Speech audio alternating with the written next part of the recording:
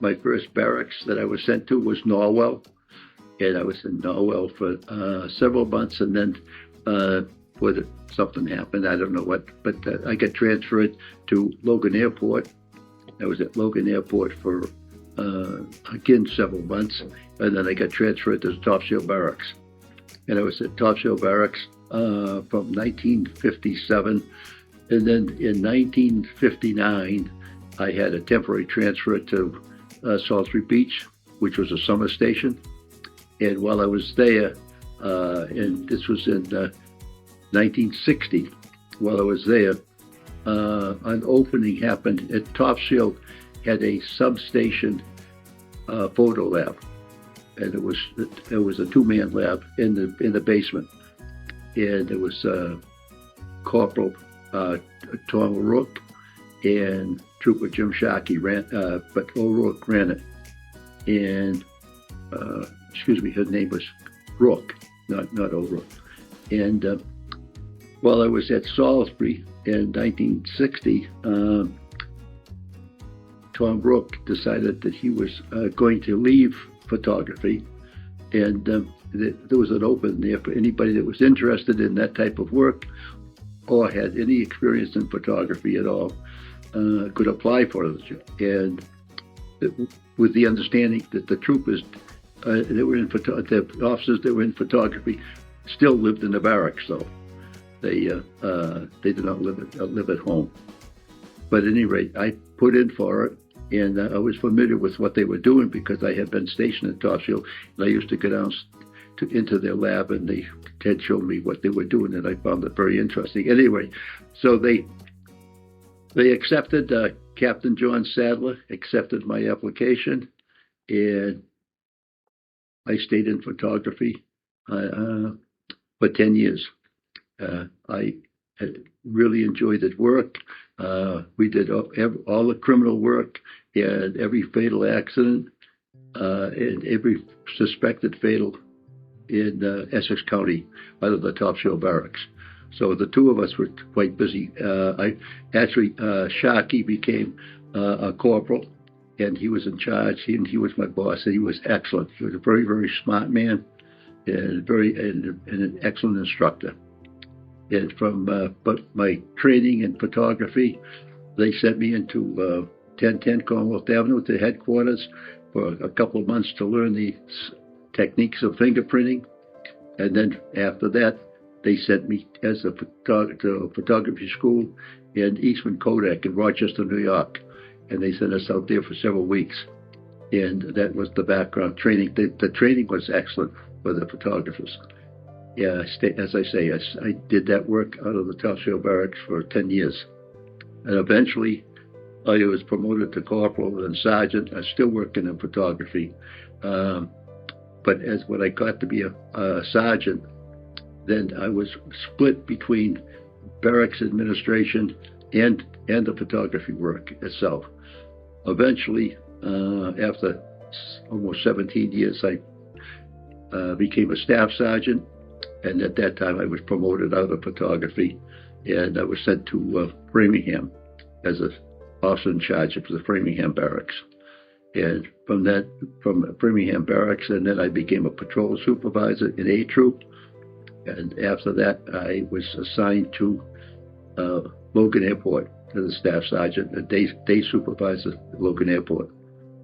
And I did that job until I retired in December of 1975. And I rode motorcycles before I joined the state police. And I was with some other fellows. I had just ridden my motorcycle up from Florida. I had ridden from Massachusetts to Florida, and I had worked down in Florida with my motorcycle was the only transportation. And after 6 months, I left Florida, and I came back to Massachusetts again on the motorcycle. And I was in the diner in Raleigh, and I happened to be talking to a trooper there by the name of Leo Carney, and who had been on the state police for some time. And I never mentioned anything about joining the state police, but I just had a feeling that perhaps this is a job I would be interested in joining. So when the opening came, I saw in the newspaper there was openings and so forth. I started the testing procedures and so forth, and I was very pleased that I was accepted.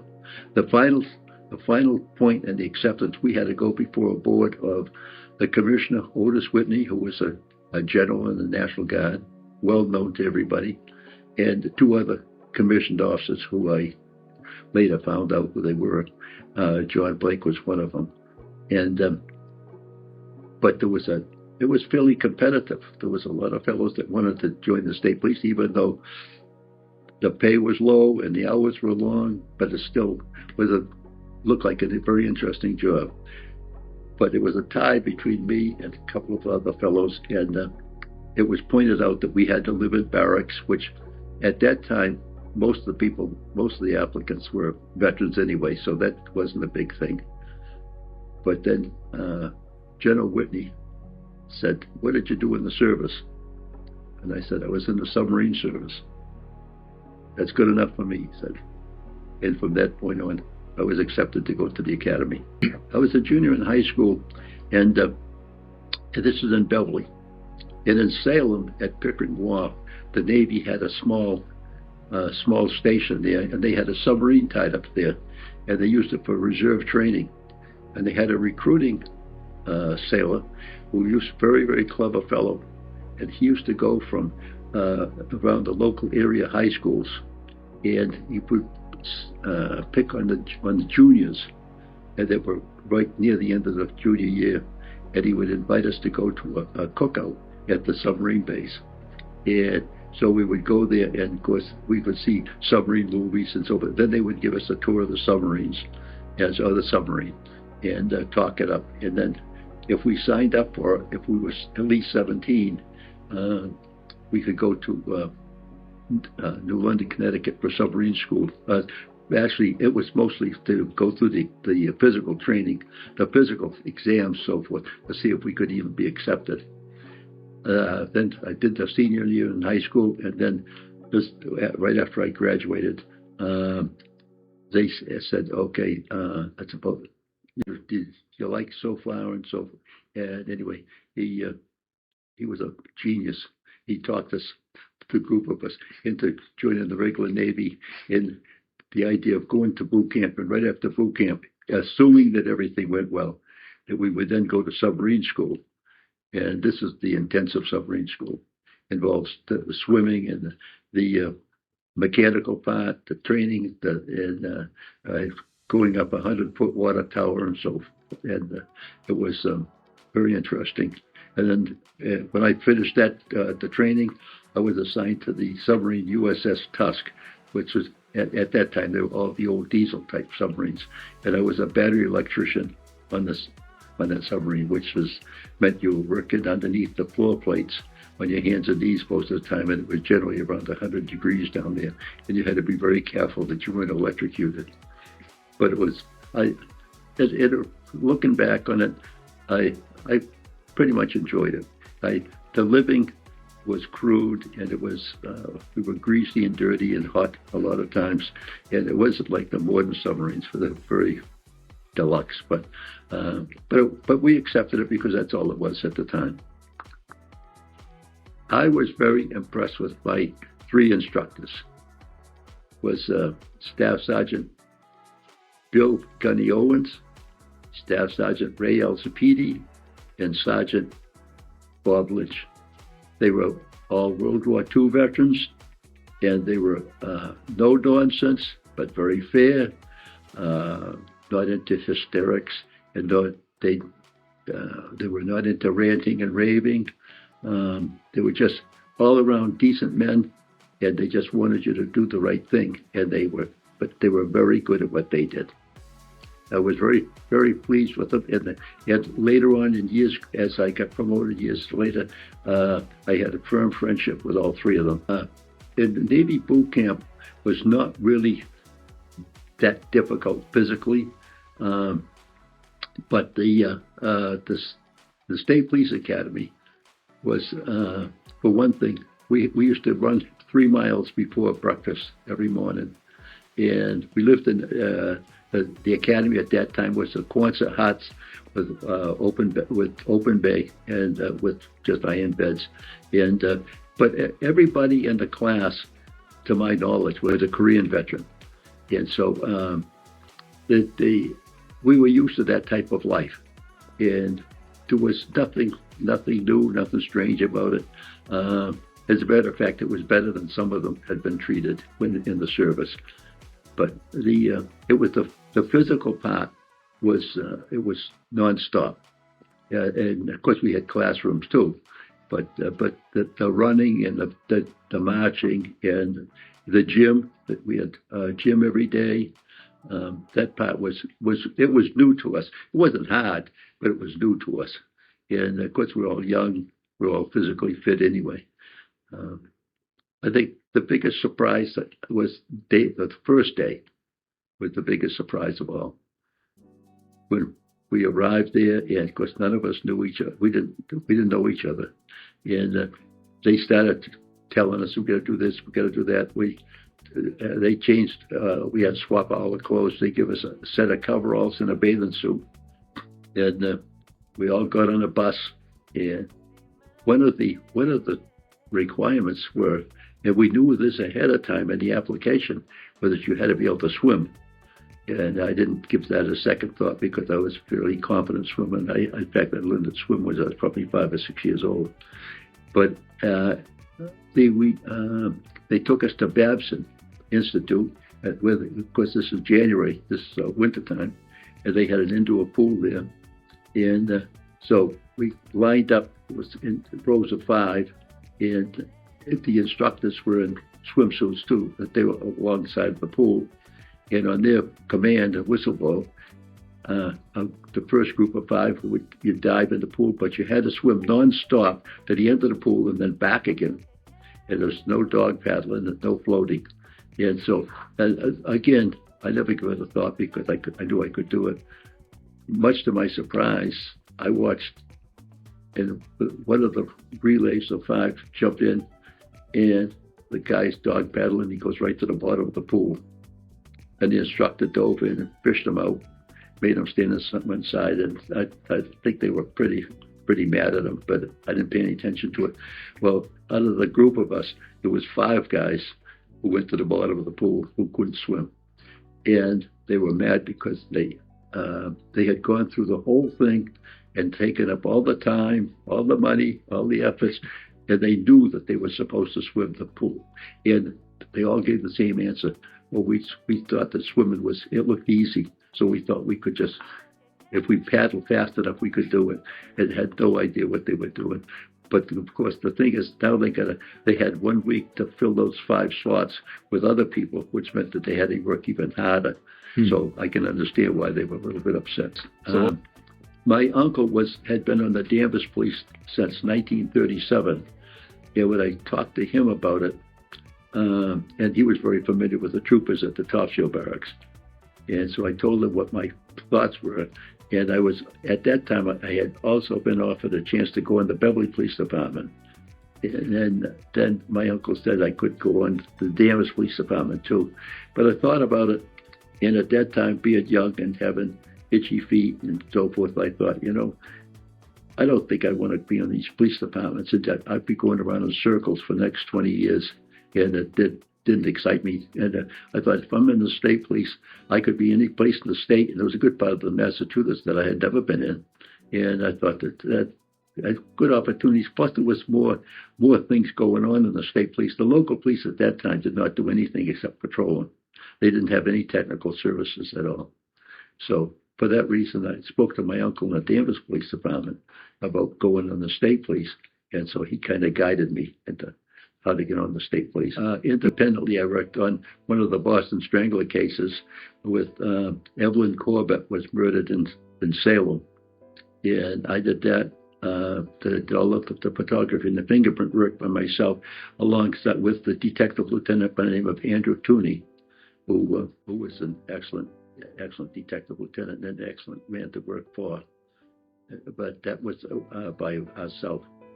Just the 2 of us. Maybe most of the troopers did not really like the ride. They all supposed to have been trained on motorcycles, but they were not really, they could ride, but they were not riders. They were not very skilled at it, and they didn't like it particularly. So a lot of times when a trooper would get a patrol and he had got assigned to a motorcycle, he would ask me if I would take it, and we would go to the staff sergeant of the barracks and tell him that we wanted to change the patrol, that I was going to take the motorcycle. And the sergeant was more than willing, because he knew that I liked to do it and that I would do what I was supposed to do, and go where I was supposed to go, because in those days there was absolutely no radio communication with a motorcycle. We did not have personal radios. There was no radios on a motorcycle.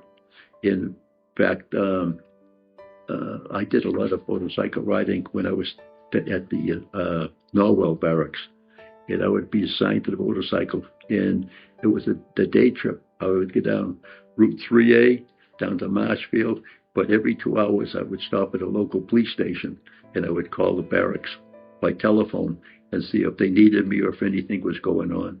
And that way did. And eventually, by noontime, I'd reached the canal, and then there was another motorcycle patrol that would come up from the Yarmouth barracks, and we would meet at the Howard Johnson's there. But before I left the Norwell barracks, I would go to the cook and tell her that I had the motorcycle patrol, and she would make me up a nice lunch. And on the back of the motorcycle, we had a little, there was a carrier on the back fender, and it had a first aid box on it. But we were all issued these heavy green canvas bags. And the bag was for your raincoat, for your ticket book, and for your lunch.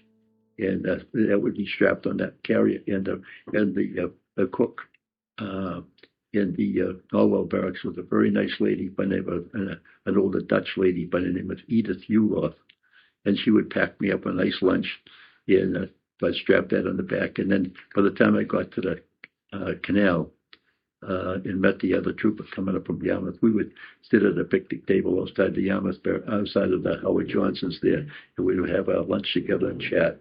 And then I'd leave there and I'd go inland up through Hanson and Halifax, but again stopping every 2 hours and calling the barracks, and then get back to the barracks around 4:30, and we had 1/2 hour to totally clean the motorcycle and to change our clothes. And by that time, of course, you're covered with dust and dirt and so forth, and the motorcycle's dirty. But the barracks, the garages in the barracks were equipped to clean the motorcycle. And they had high pressure hoses and high pressure equipment. And you could actually, if you knew what you were doing, you paid attention, you could clean a motorcycle thoroughly within 1/2 hour. And then run upstairs and change your clothes and be down, and you could eat supper at 5 o'clock. One time, I stopped the car, but here I'm on a motorcycle with no radio, so I took and I handcuffed him I took his license and registration, and I handcuffed him to the door handle of his car. And I stopped the car that was coming by, and was a lady, and I asked her if she lived in town, and she said yes. And I asked her to go to the Hanson police station and ask them to send a cruiser up and tell her that I had a fellow under arrest. And she said okay. So, and then I took her license and kept her license and told her I was going to keep her license until she came back. And so that was just to make sure that she did what I asked her to do, and she did. And actually, she thought it was quite exciting. She was getting a big kick out of it. And because they sent a cruiser right up from Hanson, and they picked up the man and took him down and locked him up. But that's the way it handled it in those days. Oh, I definitely preferred being at the technical work as a photographer. For one thing, I liked that type of work, period. But I found that to me, it was more interesting because you end up right up front for all the crimes that were happening, and anything from a serious accident to homicides. And it wasn't like you had to read it in the newspaper. You were the one that was there and did it. And I got a lot of personal satisfaction out of the photography work and also the fingerprint work, although I much preferred the photography. I got more interested out of that.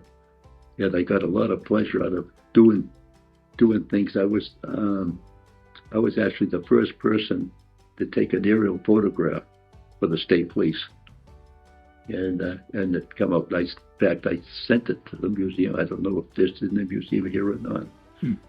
And it was taken from a helicopter at a homicide scene in the Annisquam River.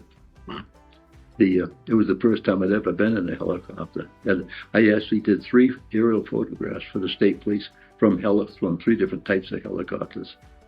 And this particular time, the state police did not have helicopters, and so they hired a helicopter from one of the news companies, and this was the small Ranger type with just a bubble type helicopter. And the helicopter landed in the Topsail Fairgrounds right across the street from the barracks. And I went over there with all my equipment and so forth and got in the helicopter. And as I say, I had never been in a helicopter before. And the vibration and then the rattling and so forth, it was really something. But anyway, I told the fellow where I wanted to go, the pilot where I wanted to go, and he took us up and took us over the mouth of the Essex River, between the Essex River and the Annisquam River in Gloucester. And but I realized I was using the big 4x5 speed graphic camera with the old press camera of the day, and but I realized that I couldn't lean against anything in the helicopter because the vibration was so bad. So I had to open the window, and I had to lean out the window without touching the door, and I took the photograph. And again, there was nobody in headquarters. I had asked for some guidance from people in the headquarters on what to use, what filters to use, and so forth, and nobody had ever done it. So they said, you just have to fall back on past experience and just put it all together as best you can. But I was really kind of nervous because I knew I wasn't going to get a second chance at it. It had to be done right the first time. And so anyway, I took the photograph, come back, and I developed it in the 4x5 negative, and the negative looked good. So I blew it up to 8x10, and that looked even better. That looked really good. But they wanted a 16x20 mounted on cardboard. And so I sent it into Boston, and they did it, and it came back, and it was perfect. You could actually see the wave tops and everything else. And I was, needless to say, at a personal point of self-satisfaction, I was very happy with the fact, and they made quite a bit out of it in headquarters, that it was the first one that was ever taken from an aircraft by the state police photographer. Prior to that, they had always hired professional photographers or news photographers, or they had bought the work that they had done. And this was the first time that one of their own had done it once in 10 years. And it was very vivid because I was panicky when it happened. I came back to the dark room, and at that time I probably had been doing this for maybe 7 years, and I had never had a problem with anything. And I developed the negatives, and they were all black, and there was 6 of them, and six of the 4x5 negatives, they were all black. And this was on a death at the old movie theater in Georgetown. I have to call the detective lieutenant and tell him, and then he has to call the district attorney and tell him that the photographs are worthless. And I'm praying that this is not a homicide. It was suspected that it might be a suicide, but we did not know for sure. And I thought, if this is a homicide, I am done. But now I got to find out what happened. And it turned out that in those old cameras, we had to load the holders. And I had done it literally hundreds of times, because it was always done in pitch black in the darkroom. And I could do it probably as well in the darkroom, maybe even better than I could have done it if I had daylight or some kind of lighting. And so I never had a problem. But in this particular time, what happened is one sheet of film was not in the holder properly. And so when I pulled the holder out, the sheet of film stuck in the bellows of the camera. So obviously it was never going to work. And it did work out that the fellow, it was a suicide. So I lucked out on that one. But that's the one and only time that anything ever went really wrong. And I had my own camera on the submarine, which you were not supposed to do. But I did take pictures, and because I was the only one that had the camera, it was overlooked because everybody liked to have the pictures taken. And I had taken photographs all throughout the Mediterranean and the Indian Ocean and the Suez and so forth of some of the fellows, and I still have them. And then at submarine school also. And even though it was something that you weren't supposed to do, because I was the only one, nobody ever said, hey, you're not supposed to have the camera. Everybody said, would you take pictures for this, or would you do this, and so forth. I didn't do that until later on in the state police. Jim Sharkey, my corporal, he decided that we should learn how to do it ourselves, color film too. And so we chipped in, the two of us, and we bought the equipment and the materials to do that. And we taught ourselves how to do that in a darkroom at Top Shield. And then we bought the slide frames and then all the material you needed to do. And then we did our own color slides once I was in Top Shield. But prior to that, no, I never did. And at one time we had the Coyle brothers search down in Middleborough. And they were two brothers that wanted for murder, and they were in the woods. And all the other senior officers turned the search details and planning over to Bill Owens because he was so good at that type of thing.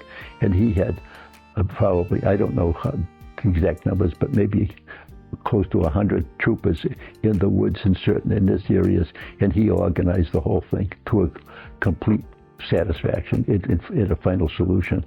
But being part of that at the time was pretty exciting. Some of the work I did in photography that came to final convictions for people that I really felt quite strongly about. I can honestly say that I never was involved in a case that resulted in a conviction that I really didn't feel strongly about it, because one of the detective lieutenants that I worked for at one time, Detective Lieutenant Leo McNulty.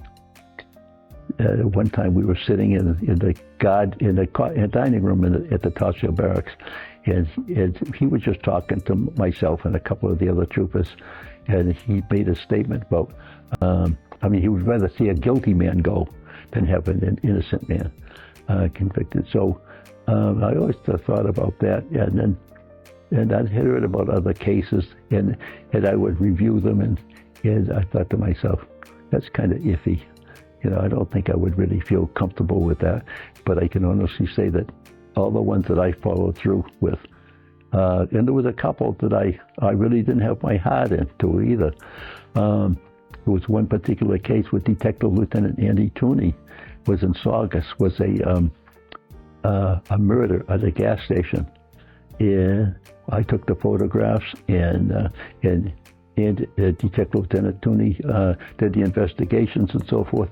And within a few days, he came up with two guys, and they were arrested. And one of them admitted to the murder, and the other one did not, and said that he did not to have anything to do with it, and didn't even know anything about it. And so the two of us, we talked to the two men again. They were young fellows, and so. As it happened, in the front of that gas station, there had been some construction that had happened about 3 or 4 days prior to and up to the time of the murder. And it involved putting some planks in front of that, over the dirt in front of the gas station. And so when Tooney finally, we were talking about it, and he said, he said, this bothers me. And I said, it bothers me too. And I said, I don't know why. Why is one so he's so ready to admit guilt, and the other one is so vigorous denying that they weren't even there. That doesn't make sense. So anyway, so he said, let's really dig it. So we went down to the jail and started talking to them again. And Toonie said, did you guys have any difficulty? In the meantime now, we had gone to John P.S. Burke, who was the district attorney at the time. And John P.S. Burke was an excellent man, excellent. And he's very, very supportive of us. And especially his detective lieutenants and his technical people, including myself. So anyway, we went to the prison and started talking to the fellows again. And one of the questions that Toonie asked them was, did you have any trouble getting in the front door of that gas station? And the one who admitted to it said, oh no, nothing to it. Well, we knew that he had not tried it then because it was difficult, because he didn't mention walking on the planks. It was obvious they had been there before, but not at the time of the murder.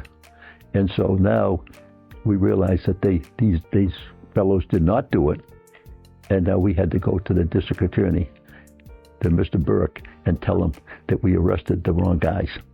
And he said, what are we going to do about this? We said, there's no problem.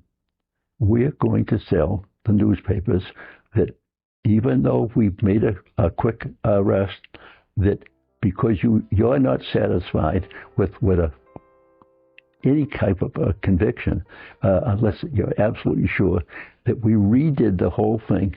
And on the second look at the thing and the second investigation, we find that these men did not do it. One Christmas Eve, it must have been around 1958. On Christmas Eve, I was with another trooper by the name of Tom Kane, and it was a cold, true, tough winter. And the cruisers in those days did not have heaters like they have today. And it was, you would be bundled up with the sweaters and everything else underneath the reefer, and gloves and so forth. And I don't even remember what the temperature was, but it was very, very cold and snowy. And we got a call that there was an accident on Route 95, northbound lane, just past the Bear Hill rest area. And we went up there, and a sports car had gone off the road and tipped upside down. And there was a Marine and a sailor inside, and the Marine had got killed, and the sailor was laying outside the car. It was so cold that the back of his head was cut badly, and his head and the blood was frozen to the ground. And we don't even know how long that they were there before, because it was off the road. Anyway, so we finally, it took us a while to get that accident scene cleared up, and we finally got it all cleared up, and we said, well, let's go down to the Agawam Diner in Raleigh and have a cup of coffee and thaw out. As I say, the cruisers, the heaters were very poor. So we were down there, we're just outside of the Agawam Diner, and a car went by and made a left turn right in front of us, but at a very slow rate of speed. And Tom Kane says, hey, I know that guy, he's wanted. That guy there's wanted. He's from Gloucester, but he's wanted for safe job in Salem.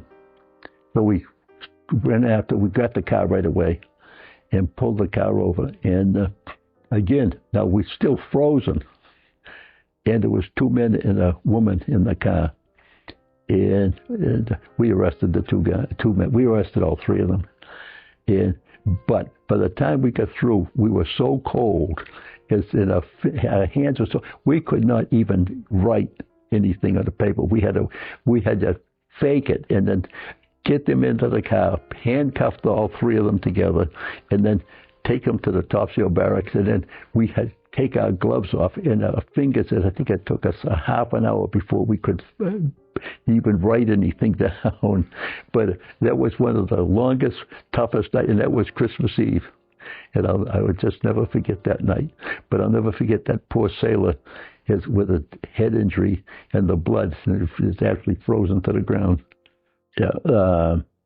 a couple of times as a staff sergeant in the barracks, I made decisions on a couple of things that people had done, and it was at the time of the state police was transitioning, I think, the mentality of the state police from the ironclad to the more, I won't say lax, but not quite as rigid. And I think that as I got older and I had more experience, I realized that I was transitioning, or I should have transitioned to be a little bit more liberal in my thinking. But unfortunately, I had my training and my background was much more rigid. But I think it's the case of we all have 20/20 hindsight, and I think that perhaps I should have been a little bit more maybe not quite as firm as I was. The best part about my career in the state police is I've never regretted joining the state police. And I think I know that I've talked to friends of mine that have done other things and then been dissatisfied with their lifestyle or their job, unhappy with it. I made one decision while I was on the state police that it was strange that I made the decision I did, but I was very happy then and particularly very happy afterwards that I did do it. I had a friend of mine at the time that worked for a large company, and he had a good job with that company, and at that time, the state police, the barracks life involved, we were at the barracks 87 and a half hours a week, and the pay was enough if you were careful, but we got paid once a month, so you either had to be very careful yourself or you had to have a wife that used good common sense. And I was fortunate that I had a wife that used excellent common sense. And on top of that, she was proud of the fact that I was on the state police, which made it even nicer. But anyway, he stopped by, was on a couple of days before a holiday was coming up. And I had known this fellow in high school. And he said, how are you doing? And then he said something was going on that coming weekend. And I said, I'm sorry, Kenny, I can't do it. I got to work over the weekend. And he said, he says, why don't you quit that job? Look, and he says, I can get you working with me. I know my boss really well. I know he'll hire you. You're going to make more money, and you're going to be working a 40-hour week. What are you putting up with this for? And I thought, the pay would be almost, not quite double, but it was almost double. Plus, I was working half the time. It was something really to think about. And I thought, well, it wasn't so much that I wanted to do it, but I could spend more time at home and so forth. And so anyway, when he left, I told him I'd think about it. But when he left, I was talking it over with my wife, and I said, that sounds pretty good, doesn't it, huh? And she said, no, to me it doesn't. And I said, what do you mean? She says, I'm not the one that has to work. She says, I don't care what you're doing. But she said, but you really enjoy what you're doing, don't you? And I said, yeah, I really do. She said, are you going to be happy doing that job? To me, it's an easy job. To me, it would be so boring. And I said, yeah, it would be.